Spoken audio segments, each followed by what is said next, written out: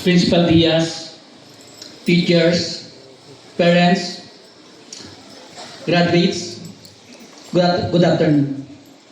Graduates, para sa inyo ang araw na ito. Thank you for having me as your graduation speaker with the theme Generation of Unity, Partners for the New Philippines. In 1990, 35 years ago, I was like you sitting there, and I don't know the speaker. My reaction during that time was, sino ba to? Ang init. Doon kami gumraduate sa side na yan. Ang tagal naman ng speech ng speaker. So don't worry, I'll try to keep it short and hopefully meaningful. Sana maalala niyo yung message. When I got the invitation, I was of course flattered and thankful. Yung nanay ko nagturo dito, naging teacher ko nga. Yung ibang teachers ngayon ay naging estudyante pa ng nanay ko many years ago. Tatlo kami magkakapatid, lahat kami gumraduate dito. We are of course thankful to the school, and to be your graduation speaker today is a payback time for me. When I received the invitation through Sir Edison or Hill, hindi ko pinansin nung una. Now, inaamin ko in public.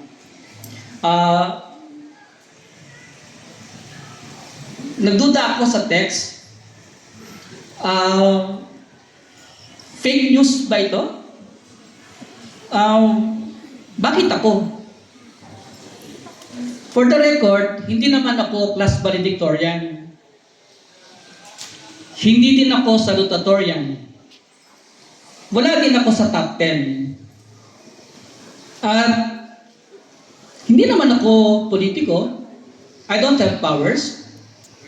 I'm not a businessman. I don't have resources. But I'm a scientist. I'm a UP scientist.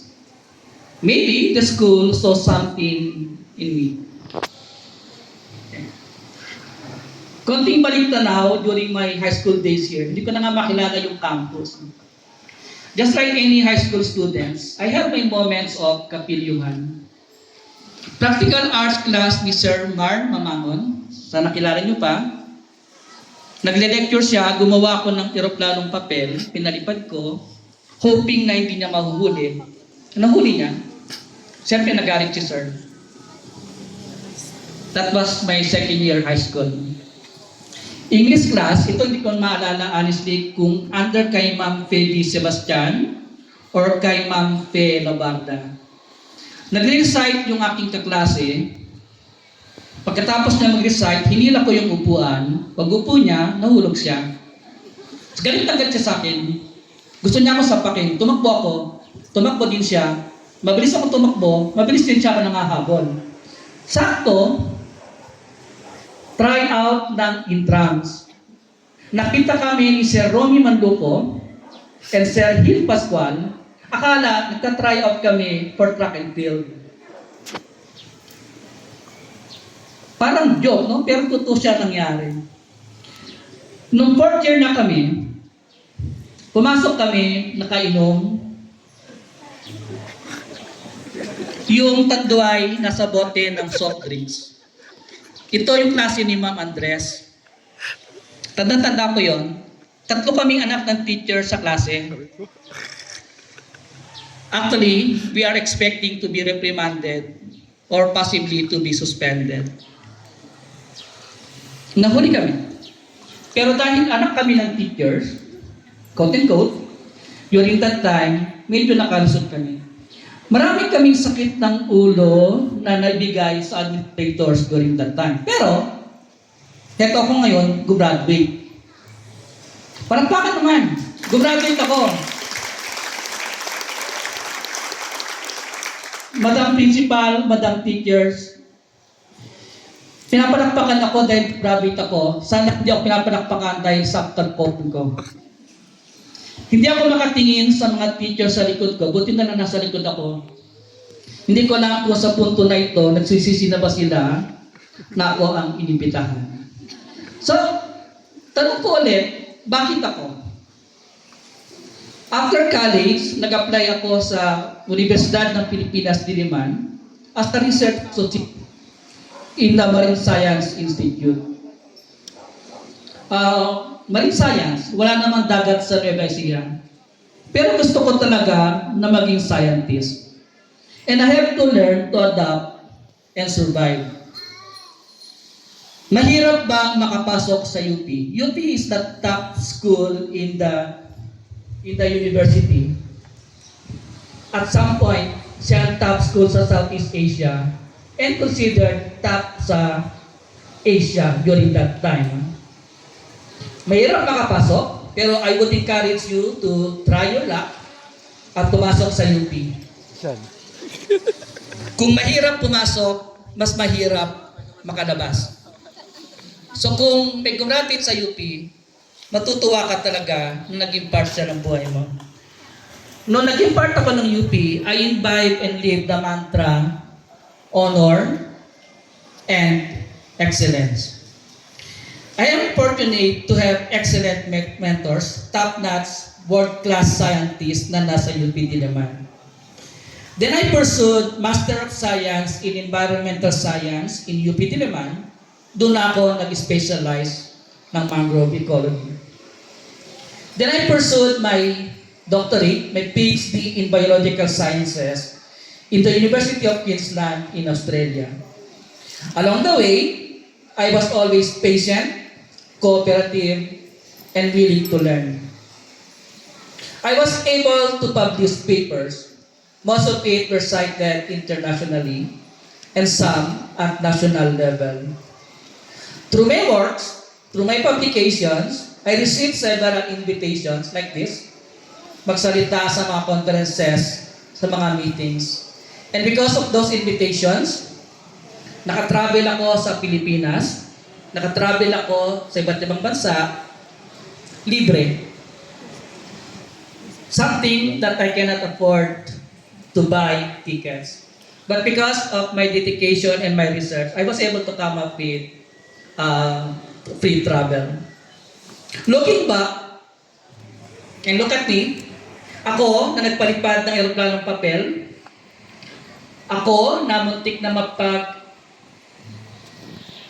akala ay magiging track and field athlete, ako na muntik na masuspend dahil sa pag-inom ng alak sa classroom. Look at me now. Salamat sa Diyos. Julia Ortiz Luis High School pa siya nung araw. Hindi naman ako makakaabot sa college and sa master's at sa PhD kung wala ang school na ito.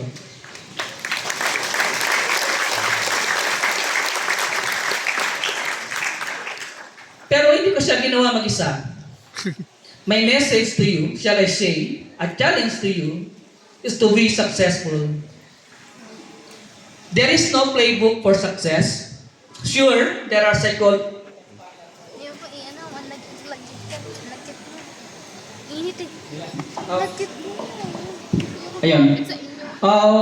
merong psychology and finance book if you will go with the social sciences and business field. No?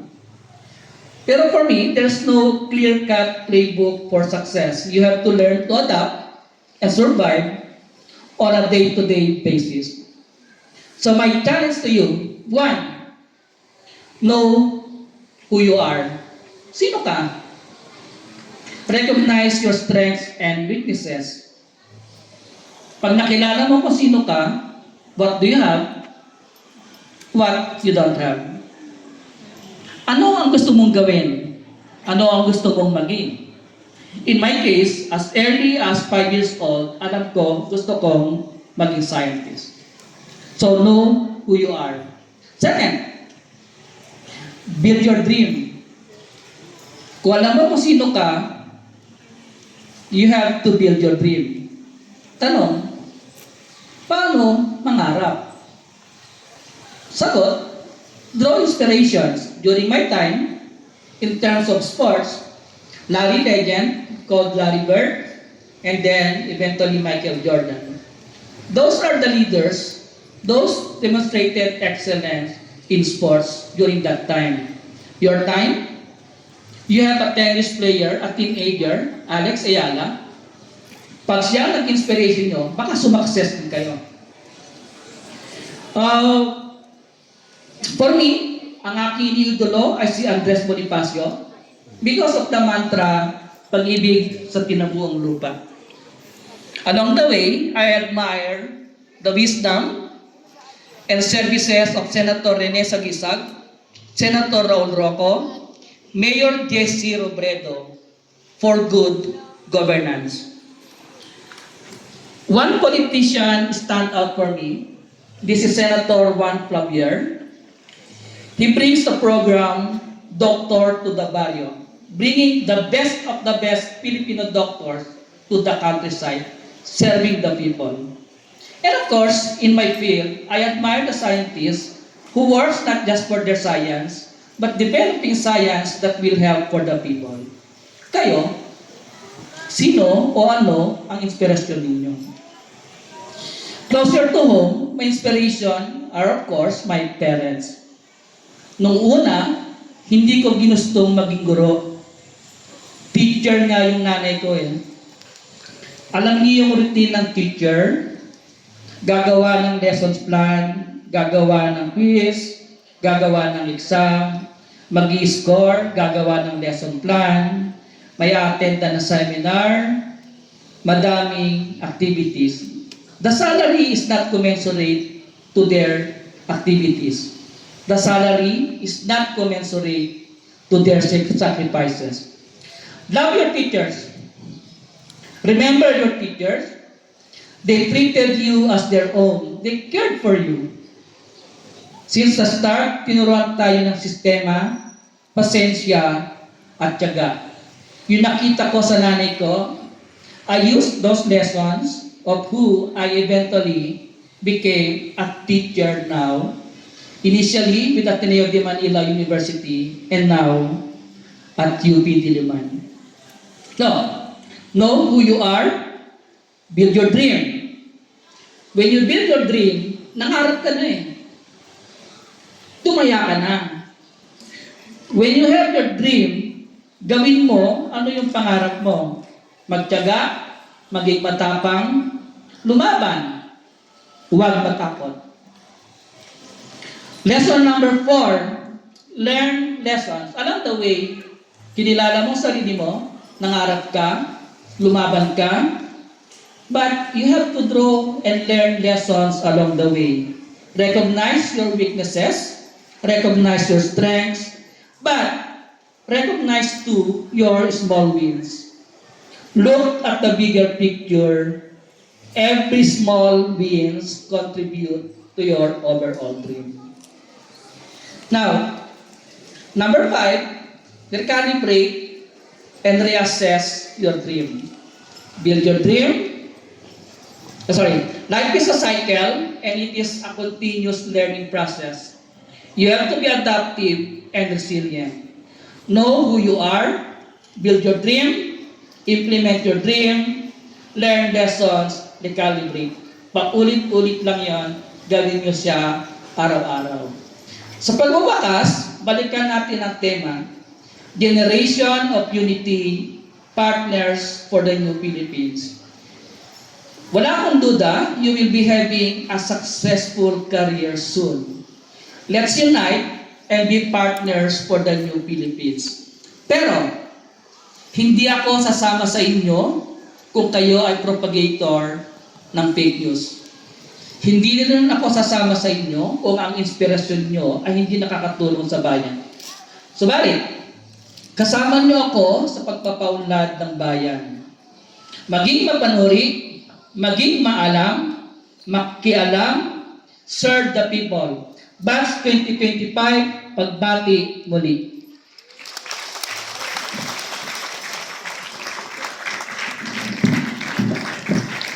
Thank you very much, Dr. Salmo, for the very substantial and positive message to our dear graduates. Mabuhay po kayo.